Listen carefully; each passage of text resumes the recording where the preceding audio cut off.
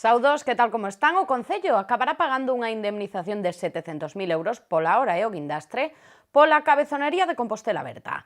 Advertiu hoxe o BNG despois de coñecer que Doal, a empresa que tería que facerse cargo do servizo, está a pedir a nulidade do mesmo e a exixir esa indemnización, que case chega ao 1 millón de euros. A adxudicación da hora do guindastre segue no aire 2 anos despois de coñecerse a sentenza que anulaba o contrato concedido a Setex Aparqui. A empresa que lle correspondería asumir o servizo, Doal, asegura que o contrato é nulo e pide ao xuíz unha indemnización de 700.000 euros. Ante esta situación, o BNG exixiulle ao goberno local claridade. Neste senso, Rubén Cela asegura que ao final os composteláns terán que abonar esta indemnización pola cabezonería de Compostela Berta. Pois un escenario que sería terrible, non? Que por culpa do mal facer e da cabezonería do goberno de Compostela Berta, o Concello de Santiago acabe pagando 700.000 euros o que dictamina a Xustiza en concepto de indemnización por un traballo non realizado. É dicir, pola mala práctica de Compostela Berta, que acaben pagando a escote os veciños e veciñas de Santiago unha cifra en torno aos 700.000 euros a unha empresa que non realizou ningún traballo. Rubén Cela tamén lle pediu ao goberno local que lle dea unha volta a decisión de peonalizar Xoán 23 e que Compostela Berta anunciará en breve se a medida se fai definitiva e o Bloque teme que as restriccións provoquen graves problemas de tráfico. Vai haber un problema, xa o hai, pero vai ser moitísimo máis grande na conexión entre Pelamios e Galeras e Salvadas, non? Por lo tanto, nós creemos que eso precisa dunha reflexión máis a fondo, apoiada en datos técnicos e, desde logo, nos facemos un chamamento a que antes do día 15 que o goberno municipal repense esa solución, porque senón non estamos convencidos de que vai a ser tremendamente problemática. E aínda relacionado ca mobilidade, os nacionalistas levarán ao pleno ordinario de setembro unha iniciativa pedindo que as zonas de posición avanzadas para bicicletas instauradas en varios puntos da cidade se fagan mixtos para que tamén os poidan usar os usuarios de motos. A Universidade de Santiago inaugurou hoxe o curso de verán Contar a Ciencia, impulsado pola Fundación Aquae e Viacua. A iniciativa ten un dobre obxectivo: dotar os profesionais da ciencia das ferramentas escénicas que melloren as súas técnicas en divulgación e capacitar os alumnos para desenvolver textos que poidan ser dirixidos a un público non especializado. Una bacteria 1000 veces más pequeña que el milímetro. Una mierda de célula procariota, que esto no tiene ni núcleo celular ni nada para guardar su ADN, que lo tienen todo por dentro desordenado, eso parece mi habitación. Ter unha charla sobre bacterias case como quen fala de fútbol, entender a ciencia a través dunha boa posta en escena e do humor. Con esa idea traballa o grupo de comunicación Big Bang Científicos sobre Ruedas, creado no 2013 precisamente para transmitir os seus coñecementos de maneira máis sinxela e amena. La ciencia, al contrario, es algo que llama mucho cuando está contada de una manera accesible. Cuando utilizamos un lenguaje que todo el público puede entender, cuando planteamos las cosas como hechos que van a afectar a la vida de la gente, la ciencia atrae muchísimo. Entonces, este nuevo formato de contarla además a través del humor está funcionando muy bien y hemos llegado ya a muchas miles de personas. Este grupo foi o encargado hoxe de impartir o curso de verán da USC Contar a Ciencia, técnicas escénicas e de narración oral para a comunicación científica, impulsado pola Fundación Aquae e Viacua, onde poidamos ver algunha mostra de monólogos científicos. Os asistentes puideron aprender a manexarse neste eido. Nosotros siempre decimos que lo fundamental de los monólogos es el contenido científico. Entonces sí es cierto que es fundamental tener conocimiento sobre ciencia para hacer el monólogo, y el resto de técnicas se pueden ir incorporando, se pueden ir aprendiendo. Si bien es cierto que todos los componentes de Big Bang, de una manera o de otra, teníamos antes alguna relación con los cuentacuentos, con el clown, con el teatro, pero nos damos cuenta que todas esas técnicas se pueden ir adquiriendo. O curso está dividido en diferentes sesións nas que se traballa a improvisación e o contido científico. Hay una parte del curso que es estructural, que es de generar esas estructuras para que la comunicación salga de una manera diferente, no como normalmente se cuenta, sino de otra forma. Y luego hay elementos de juego también, o sea, buscamos una puesta en escena, una posición corporal, una pérdida de la vergüenza, que eso es muy importante para poder sentirse a gusto y poder encontrar realmente los recursos. Elena e Héctor son científicos e monologuistas e ata o venres, cando remata este curso, intentarán traspasar os seus coñecementos a este grupo de alumnos no Centro IESIDE de Abanca.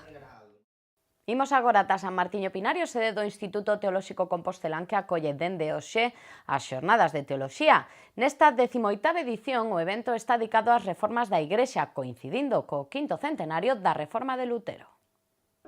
O arcebispo de Santiago, Monseñor Julián Barrio, foi o encargado de inaugurar hoxe a 18ª edición das xornadas de teoloxía que organiza o Instituto Teolóxico Compostelán na súa sede de San Martiño Pinario.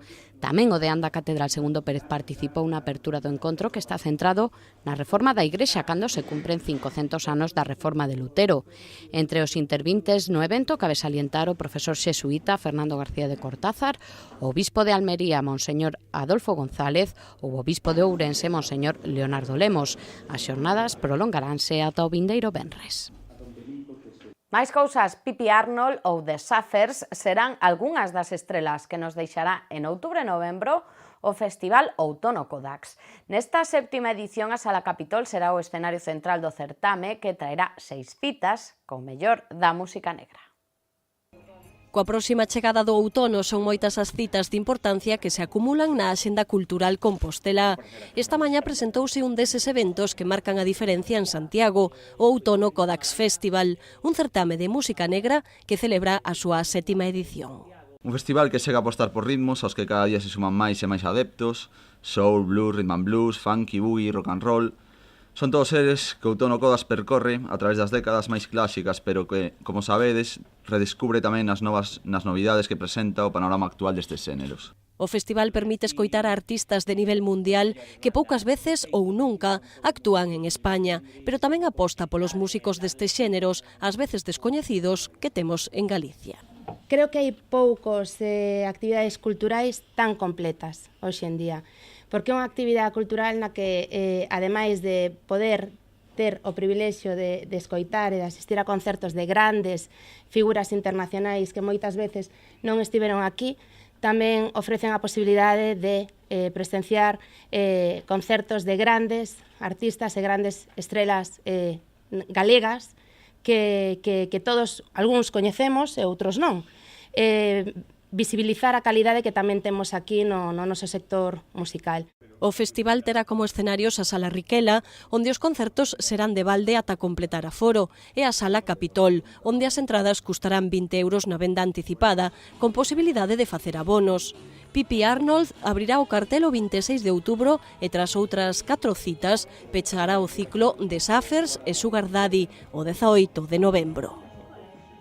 Onte arrancou no Centro Sociocultural de Conxo a 31ª edición da Semana Cultural do Barrio. Nesta ocasión a iniciativa estará centrada na sustentabilidade con moitos talleres e actividades sobre o consumo responsable.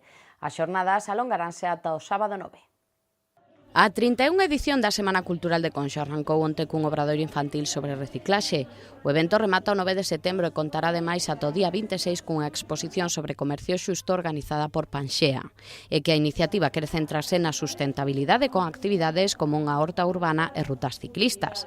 Tamén haberá conferencias como as do biólogo Xurxo Mariño ou a de Miguel Pardellas, experto en medio ambiente, que fará unha charla sobre educación ambiental. O día 21, coincidindo co Día Mundial do Alzheimer, ponse en escena no Teatro Principal a obra Na Butaca, un espectáculo centrado nas demencias dende o punto de vista do doente. Todo o diñeiro que se recade irá parar a Gadea, a Asociación Galega para a Axuda dos Enfermos de Alzheimer. Na Butaca é unha obra escrita por Esther Carrodeguas e protagonizada por Pepa Barreiro, que aborda de xeito poético e optimista o esquecemento derivado das demencias senís.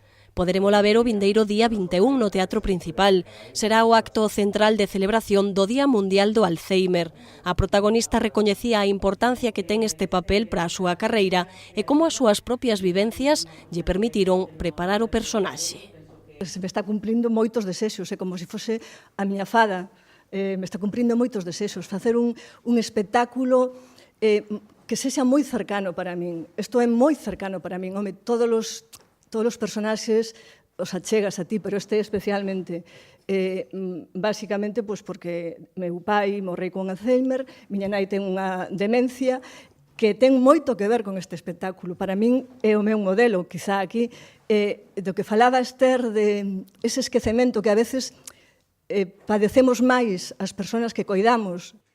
Na butaca tamén será editada o mesmo día 21 pola editorial Galaxia. Haberá outras actividades complementarias como sesións especiais para os alumnos de bacharelato e obradoiros de teatro en memoria. Todo o acadado pola función irá a parar á Asociación Galega para a Axuda dos Enfermos de Alzheimer. Momento de repasar a predicción do tempo para os vindeiros 3 días da man de Meteo Galicia.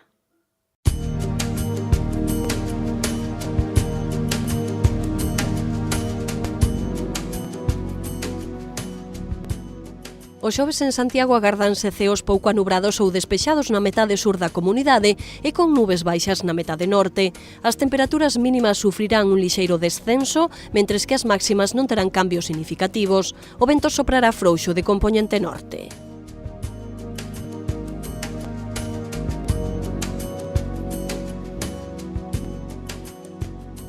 No venres teremos bancos de néboa matinais en zonas do interior que darán paso a ceos alternando nubes e claros no litoral. As temperaturas sufrirán un lixeiro descenso e os ventos soprarán de compoñente norte en xeral.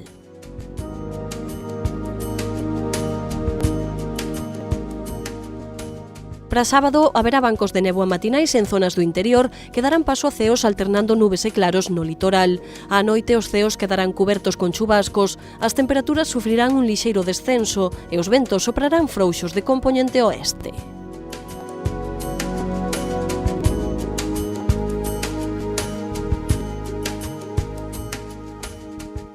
O xoves en Santiago teremos nubes e claros pola mañá e ceos despexados pola tarde. As temperaturas irán dos 13 aos 25 graus e os ventos soprarán de compoñente norte moderados. Pro venres agárdanse de novo nubes pola mañá e ceos despexados pola tarde. As temperaturas irán en descenso e os ventos soprarán de compoñente norte febles.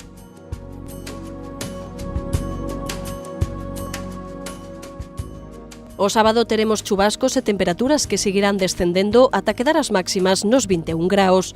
Os ventos soprarán do noroeste febles.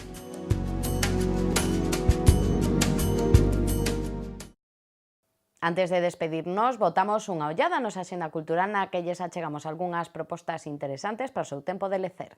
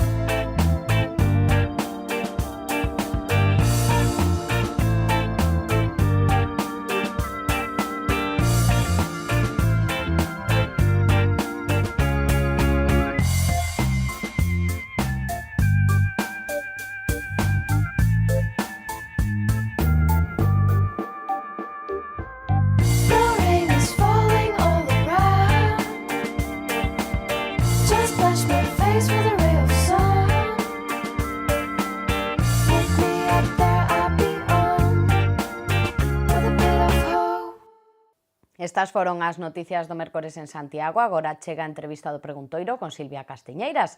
Hoxe acompáñanos no noso plató o voceiro municipal do PSOE, Paco Reyes. Nos volvemos mañá con toda a información. Que pasen unha feliz xornada.